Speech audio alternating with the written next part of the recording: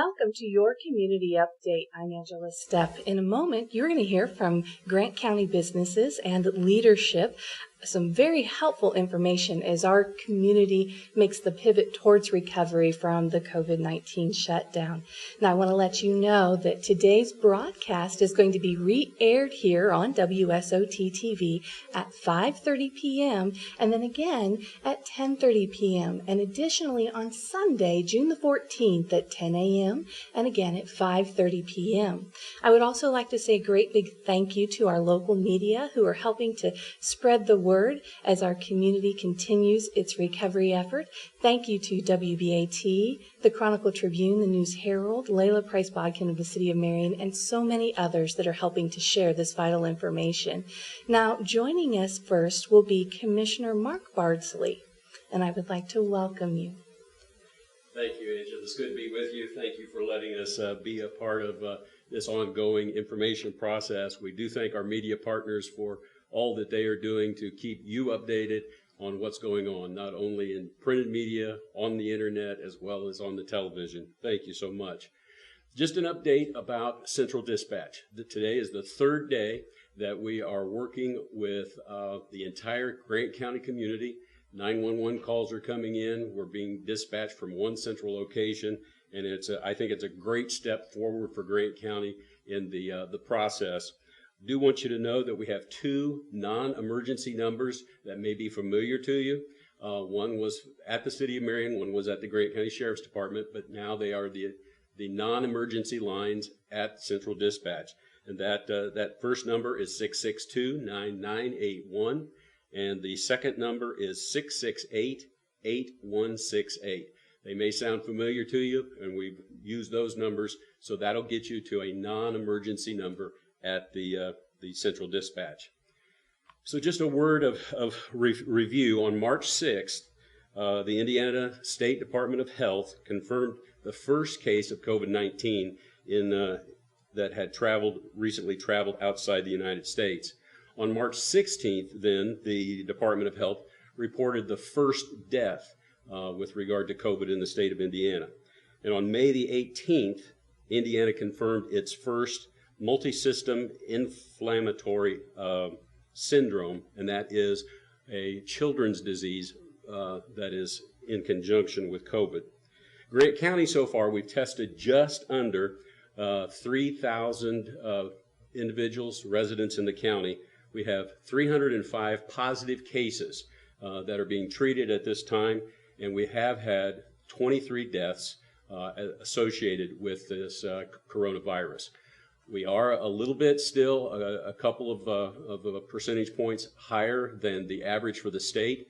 And so it is important for us to continue to do all the things we can to protect ourselves as well as those that we work with and we are around on a constant basis. As of this weekend, we're moving into stage 4 of the governor's Back on Track Indiana. And so these, again, are just things that we want you to be aware of. Who's your 65 and older with health risks? We're asking, you don't necessarily need to stay home now, but continue to use social distancing, that physical distancing to get about 6 feet or so between you and someone else you're interacting with, and also make sure that you use protective gear for yourself, usually the mask. Face coverings are recommended for when you go out. And again, we want you to use common sense. You don't have to have a mask on if you're out taking a walk by yourself and you're not interacting with people. But you should have one in case you get close to an individual. If you're working with someone less than 6 feet and in a confined area, it is wise to have that protective gear on. Also, we just want to remind you that as of this weekend, you can have social gatherings up to 250 people. And that's important. Weddings, other social activities, of people coming together. Just this reminder, coronavirus is often spread among groups of people who are in close contact in confined areas. And so we want to make sure, again, you have that proper mask, that you use social distancing, and you can gather up to 250 people. Assisted living areas will still remain closed to visitors, and guidelines will be coming out from the Indiana Department of Health as well as the respective establishments. Government buildings and departments are now opening up completely. You will have access to them if you need to go to a Indiana department, BMV, those types of offices. Restrictions are completely lifted. Again, there will be a expectation of proper mask or social distancing when you go there. Retail stores are now going to be at full capacity as of this weekend, and dining room service can operate at 75% capacity. So we are again moving forward to that place where we get back to what we consider normal in our lives. Bars and nightclubs will be open at 50% capacity. Cultural entertainment, those things are starting to open up. Zoos, museums, movie theaters at 50% capacity. And so we're excited that we're getting back into the normal flow and groove. State, county, local government, those restrictions are lifted. And we're going to be screening our employees daily through until we get into the month of July. But if you are coming into the county building, I'm not sure about city building, but county building, there will be an expectation. We want to make sure you don't have a fever, and we also will make sure that if you're going to an department, you will be masked up to interact with someone in a close personal type of space area. Really, our biggest challenge, as we see it today, is to be conscious of our own personal health and hygiene, as well as utilizing the tool of physical distancing until an appropriate vaccine is available for the general population. I've talked with lots and lots of folks over the last few weeks. There are some people that are not afraid at all about this virus. They're strong, they're healthy, they want to get back into the regular life, and that's a good thing. There's nothing wrong with that.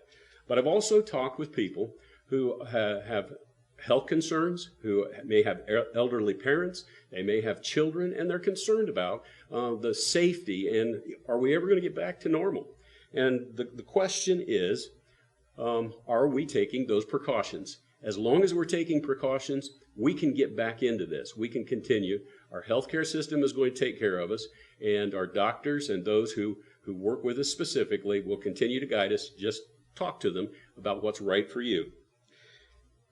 As I close my portion, Hebrews chapter 13, verses 7 and 8 says this: there should be a consistency that runs through us all, for Jesus doesn't change. Yesterday, today, and tomorrow, he is totally himself. And you know what? We can be totally ourselves as we rely on God, as we look to him for not only our faith, but our strength and purpose in life. So, as always, be safe, be strong, be steady. Angela, thank you very much. Thank you, Commissioner Bardsley. Really appreciate your words of information and inspiration. Well, joining us next, we'll have a new face. His name is Scott Hoeksema, and he is the Chief Technology Officer for Marion Community Schools. And Scott, I would like to welcome you to today's Community Update. I understand you have an exciting bit of information to share with us. Yes, Angela, thank you very much for the opportunity to be part of the Community Update today. Marion Community Schools is very thankful for the opportunity to provide updates to the community as we go through this. We're also very thankful for what WSOT and what our community, our government leaders have done for us, for city government and our community, our county government. We're very appreciative of that. And so we just want to provide some updates as we go through this next phase, as we head into June, July, and then what will hopefully be the start of school on August 5th for us. Throughout this time, we've been making sure that we are trying to support and provide our families' needs and preferences. And so as we have looked through these last couple of months, we know that our families have requested and needed the food distribution. So we had our food distribution this morning, had another opportunity to provide those meals for our families. We have 2 more of those left. We will conclude that on June 24th, which will be our last opportunity to do that. We'll take the month of July off, and then once we start again in August, we'll have an opportunity then hopefully to be able to provide meals for our families on campus, on our different campuses as we go through that. One of the other needs that we heard from our families was the opportunity to stay engaged with educational and instructional materials. So we provided, our website has been providing a wealth of opportunities for families to connect and students to connect with online resources and educational materials. We also heard from our families that they wanted an opportunity to gather some paper packets. And so we provided several opportunities over the course these last couple of months to provide paper packets. And we finished our last one on June 1st. And that was an opportunity for our students to receive a packet that kind of helped them wrap up the current school year that they were in, the 1920 school year, whatever grade they were in at that point. But we also wanted to give them something to help them prepare for the summer. And so they also received, for our students in kindergarten through 4th grade and preschool through 4th grade, an opportunity to receive a packet that gives them opportunities, materials. So we gave them glue sticks and scissors, crayons, colored pencils, for them to be able to get ready for next year and to have some activities that would get them ready for the grade that they're getting ready to go into. So we wrapped up all of those things heading into the beginning of June, and we're excited about what's coming forward, what we're looking forward to in July. So as we start to look at our campuses opening up on July 1st, we know that athletics is a big piece that we want to be able to provide for our students that are involved with that. So last night at our board meeting, Steve Moritz and our high school staff provided an update on how we're going to be moving that forward with that. Information will be on our website about that. But starting on July 6th, we'll be able to again open up with health and safety precautions in place for all of that. We'll be able to allow our athletic teams and coaches and players to be able to connect again and to start getting ready for the fall season with that. So we're excited about that opportunity for that. As Dr. Lindsay had a chance to share last week, we also were very excited to announce that our graduation for our seniors has been moved forward. So we were originally planning on doing that homecoming weekend, but because our campuses are starting to open up again, we felt that we could go ahead and move that to July 12th. So we will have an invitation-only online or a live graduation at Marion High School to provide our seniors the opportunity to have that graduation ceremony. They'll be able to invite two family members to be able to come to that and participate, again, so we can celebrate, but then also do it in a safe and healthy way as we go through that. Also last night at our board meeting, we had the opportunity to share a Jump Start opportunity that we're providing for our students, 1st grade through 8th grade. Jump Start is kind of a summer school that we're going to be doing at the end of July. So we're looking at July 7th through July 23rd to be able to provide some remote learning opportunities for our students to be able to connect with teachers, to be able to utilize technology, and to be able to access and work with some of our online tools, and then have some feedback and discussion with teachers about how they're doing and progressing with that, and how they can continue to work through and utilize those products. Because of that opportunity that we were looking at, we asked the board to be able to give us the flexibility and the opportunity to be able to use our technology in a little bit different way. And so, Angela, as you mentioned earlier, that's the exciting news that we had to share. We have been a one-to-one district in Marion for several years now. So all of our students, kindergarten through 12th grade, have had a device to use. Primarily in the past, that's been on campus. So when the students have been in school, they've been able to use that device in their classes to interact with teachers, to collaborate with students. And last year, we had the opportunity to have our 9th through 12th grade students take those devices home with them. And so they were able to keep them with them throughout the school year. And at this point, because of the situation we're in, they also have them now heading into the summer. So they have that to be able to interact with classes and cooperation opportunities that we have with Ivy Tech and other summer school opportunities that the high school provides. We know that because of this unique situation we're in and what we continue to be heading into in August, we wanted to be able to provide our families the technology that we have in school available for them to be able to utilize that at home in a remote learning and at-home learning opportunity.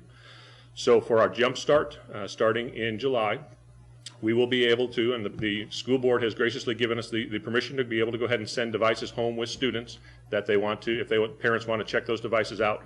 So next year, all of our 5th through 12th graders will have a take-home device that will be available for them. And then we'll also be able to utilize that with our K-4 students as well when we talk about e-learning days or when we talk about Giant Online Academy. So one of the other pieces for that was exciting for us is we've had a Giant Online Academy available for our high school students primarily for several years now. So students have been able to take classes, receive credits, engage with instructional materials in the Giant Online Academy in an online remote format. And so we're excited about the opportunity that we have to expand that now. And so the Giant Online Academy will be able to be used and available to all of our students, kindergarten up through 12th grade. So as we start to head into this next school year, August 5th, when school starts, we know that we're going to be able to open up our campuses at this point and have students safely on campus for that. But we also know that there's going to be some families that may want to take advantage of a remote learning opportunity to start the school year. So we wanted to be able to be have plans in place to be able to provide that opportunity for all of our students in whatever way.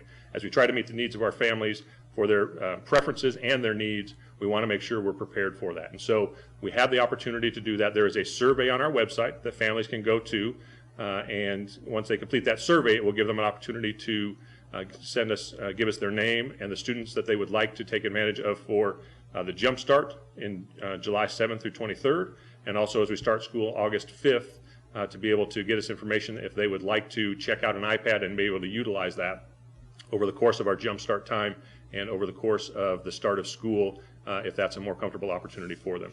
We also have, as you know, the Department of Education has released a document in conjunction with the governor that has provided us re-entry guidelines for health and safety.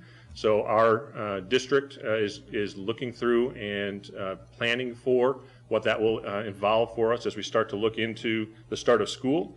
We have several task force groups that are going to be working on the areas of health, safety, and logistics, learning and instructional opportunities, and then also student experiences and opportunities. And we want to make sure that we're utilizing that guidance that's provided for us so that we can open schools on August 5th in a healthy way, a safe way, so that all of our students have the opportunity to still stay connected with Marion.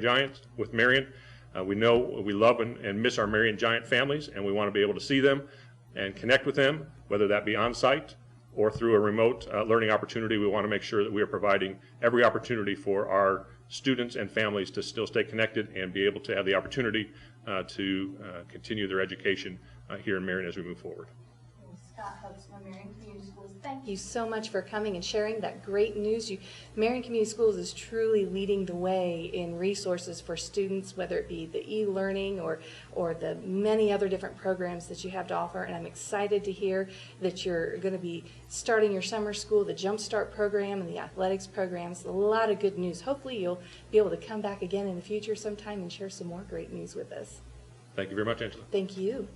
Well, I also would like to invite another familiar face, Dr. David Moore of the Grant County Health Department. Welcome, Dr. Moore. Thank you so much for joining us today. Angela, thank you. It's my pleasure to be with you today and to be with those of us here in Marion and in Grant County as we continue to move forward with another step. Remembering that we had a medical emergency, we dealt with it, we confronted it, people have made the sacrifices, we brought it under control, we flattened the curve. We haven't cured it, we flattened the curve, and now we're looking to find what can we safely do. The new normal is what can we safely do, because what we did before, something wasn't safe in that. And we're looking to see what can we do that is safe as we discover, and the governor has set up a process where we take one step at a time, and we take a step and we notice what happens, we take another step and notice what happens. This isn't a freight train that's moving on no matter what. This is something that we're doing based on the response that's there. And so far we've been very pleased with what has happened. The governor has added another step to what we're doing before and in the early stages of this, that is providing testing throughout all of these areas. I think we've had 205 stations, testing stations that the governor has set up all over the state, and he's encouraging us to test. Let's understand and know where things are. And with that information and with that knowledge, we could make intelligent steps as we go forward. We can identify that there's a problem coming and begin to try to figure out where that problem has come from and fix it before we start filling up our ICUs again. And some states haven't done that. They've just been on a freight train. They're going to open up. Governor Holcomb, I think, has been very intelligent in doing that. Grant County was one of the early, we're not the first, but we were one of the early testing stations in our community, and we're very grateful for the YMCA that created a perfect spot for them to come and get started, and the board and the interim director there, Steve Wright, has gone well and above the way. We're running to the end, coming to the end of that time, and at the end of the month, that draw station will no longer be at the YMCA, and we'll announce next week the site that has been selected. But again, for what Steve and the board did, first of all, was to make sure that we had a safe plan for the people that were doing the testing and for the members and membership of the YMCA. And I think that we've done that well, and we appreciate that very much, and we will let you know next week where the new station is. Testing and adapting, us understanding what goes on is learning and understanding and trying to get back, the commissioner said, get back to normal, to get back to the new normal. Because if we go back to what we did before, we're going to get what we had before. So we're going to understand what creates this. And one important part is getting our kids back learning, but the kids are probably also an important part of how the infection spread through the community, we believe. There's so much that we're still learning. But we believe that the kids were an important part. We want to keep the kids safe, but we want also the kids not to carry it home to their parents and to their grandparents as we get started. And so we're devising ways and looking at ways, what can we do? Encourage your patience, encourage your willingness to listen to the leaders of the community, and our mayors and our commissioners and our school board and all have been looking out to say, how can we safely reopen the country? With this, we can do this together. We've met plagues, we've met problems before, and when we do this together, we will do it. And we ask you to continue to keep us in our prayers, and we'll make this through. Thank you. Thank you, Dr. Moore. Really appreciate your proactive efforts to keep our community informed and safe. And next, we will be joined by Kylie Jackson of the Marion Grant County Chamber of Commerce. And Kylie, I'd like to welcome you to the show today. Yeah. I'm excited to have you back. You've got some news that you're going to be sharing about a workforce recovery effort. Yeah, thanks for having us again this week. This week we're going to talk about the workforce recovery jobs page that the Chamber has worked together with the Growth Council, the Gas City Chamber, and Work One to put together. But basically, just a resource for our local employers to get the workforce they need to get back up to working speed. So I looked at it this morning. It has close to 50 employers looking for job seekers on it, ranging in a variety of fields. There's healthcare, MGH, long-term healthcare, senior living. We're going to hear from an independent living facility in a moment. It's got manufacturing, warehouse, logistics, truck drivers, retail, restaurant, Indiana Wesleyan. There's some banking, some insurance, really a wide variety of jobs that are available on there for anyone looking in our community. So, you know, I've had a chance to take a look at that website, and I was very impressed because it is such a powerful resource for our employers and those who are seeking employment. You have done a wonderful job, the collaborative effort of putting together employers from across Grant County. And you are right, I did take a look as well, and there is employment opportunity just pretty much across the board in so many different fields. So if you want hired, you can probably find a job pretty easy if you just go to this website. Now, Kylie, we've been talking about it. Where do people go to find this information? Yeah, so the website is pretty easy. It's grantcounty.com/workforce-recovery-jobs. So we're also, if you go to our Marion Grant County Chamber of Commerce social media, right now we've got a post going up around 12:30 that you can click on through there. If you can't remember that address, grantcounty.com/workforce-recovery-jobs. Thank you for repeating that. My memory can be a little short-term sometimes. You had to run and get the pen, right? Okay, so now, real quick, last week we touched base on something that I thought was really outstanding, and that was the PPE marketplace that has been put together. That just launched. Yeah, just launched at the end of last week. So this is our local Grant County PPE marketplace. So we're seeing a lot of there's a lot of really great resources for PPE. The state has a great resource, Manufacturers Council, lots of places are putting these together, but we wanted to have one so that if local employers or local citizens wanted to fill their PPE needs through local businesses, we wanted them to have a place to go. So you can find this on our website, marionchamber.org/Grant County PPE Marketplace. or you can navigate through the tabs if that's Just easier. marionchamber.org. Yep, marionchamber.org. And you can find your way around. Yep, it's it's under our COVID-19 resources, but it has a resource of all of the local businesses that are either producing or selling PPE. So a really great resource. So do you have any other new exciting information that you would like to share with us? Yeah, I just wanted to mention Adult Recess is back. So this is a collaborative effort between the Chamber and the United Way. We started this. This is maybe our third or fourth summer, but we just, it was kind of an opportunity for people to just take a break. Right in the middle of the week, Wednesday lunchtime, unplug for a little bit. There's no agenda. We do this at the Courthouse Square, Wednesday from 11 to 1, all through the summer. Pappy's Lunchbox is there doing lunch. Good. Yep. And then we have, it looks a little different this year because we've done some PPE and social distancing, but there's lots of games and things like that. It's just a really good chance to socialize with no agenda. Just invite your friends, have a little break with your coworkers, or completely by yourself. It's just a chance to kind of unplug Yep. and kind of refresh in the middle of the day. Yep. And I have to say thank you, because I can clearly see that you have been working very hard behind the scenes to try to provide resources as people try to navigate this unfamiliar territory that we're in right now. You have given us a lot of resources to simplify a lot of those tasks that might be a little daunting for us. So really appreciate that. Thank you. Also, I appreciate that you have brought in a guest today. Yeah. Would you like to share with us who is going to be joining us in a moment? Sure. Our guest today is Kevin Plank. He's the executive director at Northwood Manor. And we just brought him to tell us a little bit about what they've got going on there and a little bit of what they're hiring for. Well, I'm very excited to hear that, and we're going to welcome Kevin Plank, executive director of Northwood Manor, to join us. Welcome. Thank you. Glad to have you.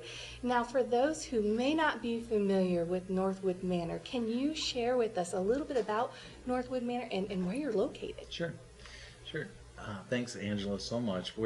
Northwood Manor is a senior living community, which is an independent living community. We're at 1590 Timberview Drive, so we're right off of 15 in On Timberview. the north end of Marion. On the north end of Marion, down from Berry Bunker. Okay. A beautiful manor that's been there for years. We have 51 apartments, and we are currently experiencing everything that everybody else is at this time. We're making some adjustments with our furniture, our social distancing, but it's full going. Share with us a little bit about that. What have you Okay. experienced in this process that everybody's going through Yeah. of making those adjustments? What efforts have you taken to Sure. just provide an extra measure of safety for residents? And Sure. are you receiving guests? Yeah. Well, I think it was Dr. Moore or somebody earlier was mentioning the stages and how they're reopening. Senior living pretty much across the board, not just Northwood Manor, is about 3 to 4 weeks behind any state's reopening phase. So we're just gearing up for our levels of 1. But that would be rearranging furniture, making sure there's distance between all residents, dining, social commons, shared areas, things like that. So a lot of temporary marking so that it can guide people through the building, and hopefully one day that can all be removed. Maybe we'll get back to another normal setting. Yeah, but we are not receiving visitors at this time. When we get into our phase 1, level 1, we'll have visiting areas set up at that time. Well, I'm curious because we are talking about the workforce recovery Sure. effort. Would you be hiring by chance? We are. We have a part-time maintenance director position. It's very flexible. It's 24 hours a week. Whichever 24 hours a week you'd like to work, I'll take you. And then we also have a cook that would work under our executive chef, and that's a full-time position in our kitchen. So there's 2 really phenomenal positions open, and it's a family-oriented place. I tell everybody I leave my home and I feel like I go back into my second home. It's a big family at Northwood Manor. Now, so you've got a couple of great positions open. How, if people are interested in filling those, how would they get in touch with you? Sure. Our phone number is 765-662-9700. Our website is www.northwoodmanor.com. Okay. And then we're on Facebook, just under Northwood Manor. Northwood Manor. Yeah. So there's pictures, photos, information. Sure. We have virtual tours on our Facebook and website. So if families are interested in moving in, they'd be able to go in and look ahead of time at the entire community from our website. That's a great idea. So, your accommodation-wise, are you? It's not just one or two people. You can have whole families move in. We have 1 and 2 bedrooms. Okay. So we have singles, married couples, 2 friends, maybe. Yeah, but it's including full housekeeping, weekly housekeeping, all 3 meals, utilities, transportation. I have my apartment picked out for when I retire. It's that nice. That sounds great. That does. Well, before we let you go, is there any other information that you would like to add to this today? Because I know there are a lot of people that are watching and they would love to hear anything new that you have that you'd like to share. Sure. Well, we are just moving right along as fast as we can. We have a lot of families that are very anxious to get back in and meet their family members. We have a lot of people anxious to get moved in. And I would just ask everybody to continue to be patient with us. And I'm moving as fast as I can to get ourselves opened back up to the public, and we can kind of get things going again with the residents. But just, I guess, asking for all senior living communities just a little patience, because we're going to be behind all the market stores and the restaurants, everything that's opening so fast. We're a little bit behind. Well, you have to be. It's that safety aspect that's in there. So we're just really thankful for the caution that's going into that reopening effort. Yeah. So, well, Kevin Plank, Executive Director of Northwood Manor, thank you so much for joining us today. And hopefully, if somebody's out there and they're skilled at maintenance or they like to cook, they'll get in touch with you. Absolutely. Give me a call. Very good. Great. Well, thank you. Thanks. Next, we are going to be joined on the phone by a guest that we tried to have joined last week, but we didn't quite have the technical end of things working. So now I had a chance to speak a little bit earlier to Julie Lavache from Marion Pediatrics, and here's what she had to say. If you're a parent or a grandparent and you have little ones that need to have a doctor visit, this is going to be some good information for you. I want to welcome you to the program, and I would like for you to share with me a little bit about Marion Pediatrics, your staff, and where you're located. Yes, we are at 1411 West Bella Drive here in Marion. We've been practicing for over 20 years. We have Dr. Wolf and Dr. Laura, and then we have some nurse practitioners. We have Courtney Reeder, Kathy Anderson, Hannah Renfro, and Randy Bragg. Very good. Now, I'm curious, now after 20 years of practicing there at that location, I'm sure you've seen a lot of things come and go, and with the unprecedented pandemic with COVID-19, I'm curious, how has that affected you there specifically, and what adjustments have you made to your services because of it? We started right away. We put up all of the toys, magazines, anything unnecessary that, could have germs, transport germs. And then some of the bigger moves we made were, we have separate waiting rooms already, like a well waiting room and a sick waiting room. Well, we went a step further and we now have well and sick exam rooms completely separated. So that was one thing. We also, encouraging wearing masks, our staff's wearing masks, extra cleaning and sanitizing. The extra cleaning, the sanitizing. So as patients come in, they would be asked to wear a mask, and the waiting room scenario, you've definitely sanitized that. Is it a scenario if you have a concerned parent that you would have them wait in a vehicle, or would you we do. Go ahead and go into the room? The masks are optional for people that aren't showing symptoms. If coughing, fever, that type of thing, we're asking you to wear a mask. If you have a fever of over like 101, 102, or other, with a cough, we do have car visits. So those patients are pulling up to the side of the building, and the providers are actually going out and screening them in the car to see if it's something, whether it's safe for them to come in the building, if they can do a test in the car, or if it's something we need to, send them somewhere else. But we also are doing Tuesday, Wednesday, and Thursday mornings are completely well visits, and that includes, so the patient, parents, siblings, everyone is screened over the phone. They're screened when they come in. You have to be completely symptom free. So it's kind of a reassuring time for those that maybe have small babies or parents that have immune issues, something where they can feel safe and comfortable, coming in where there's nobody in the building that has any type of symptoms.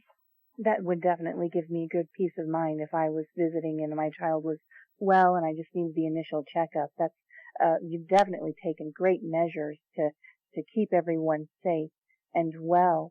For parents that might be concerned, what are you telling people that are wondering, okay, my child appears to be exhibiting symptoms. Should I make an appointment to get my child tested for COVID? How are you instructing parents to deal with that concern? We are not testing here. So one thing we tell them is it depends on the symptoms and the severity of the symptoms. What we have seen and read with children is that majority of the times the symptoms are very mild, does not require treatment. So we are encouraging them to quarantine, stay home. If it's more severe, or if maybe they have an underlying issue such as asthma, we are sending them to get tested off-site. Very good. Well, as we wrap up here, I'd like to find out, is there any other information that's important that you would like for people to know? And also, how would people get in touch with you? Website, Facebook, phone number? Yes. So a couple things with the COVID. All we're asking to is if, you've been exposed or you have symptoms and it's something that can be put off. We're asking you, not to come in, to, stay quarantined. We're limiting people in a room to 3. So if you have siblings that aren't being seen, we're asking that you, if possible, leave them at home. And then just be prepared when you come in to be screened for symptoms by our staff. And we have a Facebook page that we post all kinds of updates on. So you can follow us on Facebook. We have an Instagram page. And then our phone number here is 765-651-6637. We do have, if you're already a patient here, we do have 24-hour call service. If it's an emergency, you call that number and they will forward you to the provider that's on call. Very good. Well, Julie Lavash, Marion Pediatrics, thank you so much for taking the time to share with us today. And I know that you put a lot of parents' concerns at ease, and we hope that you continue having those happy and healthy patients coming in and out of your care. Yes, one thing we've just stressing is that during all this, it is very important to keep your child's vaccines, especially those under 2 years old. It's very important to keep their other vaccines up to date because we don't want anything else, getting broke out. So if your child is under 2 and you've missed some appointments, make sure and call us and we'll get you in and get them caught up. Very good, wise advice on that. So definitely want to encourage parents to make that call to Marion Pediatrics and make sure that you keep your child as healthy as can be. Thank you, Julie, for your time. We really appreciate it. Thank you. And always helpful information for parents. We hope that Julie Lavash of Marion Pediatrics was able to shed a little bit of light on some of the unknown factors of visiting a doctor with your child. So thank you so much to Marion Pediatrics for letting us have some helpful information there. Now, as we conclude today's broadcast, I would like to let you know that it will be re-aired here today, June the 10th, on WSOT TV at 5:30 p.m. and then again at 10:30 p.m. and additionally this Sunday on June the 14th at 10 a.m. and again at 5:30 p.m. And we would like to say a great big thank you to the local media, especially WBAT, the Chronicle Tribune, the News Herald, Layla Price Bodkin of the City of Marion, and so many other media outlets who are giving continued coverage to these community updates. We truly hope that you find them helpful. Well, that's pretty much all for today. We hope that you will stay tuned for some more quality family programming that you can trust right here on WSOT TV. God bless.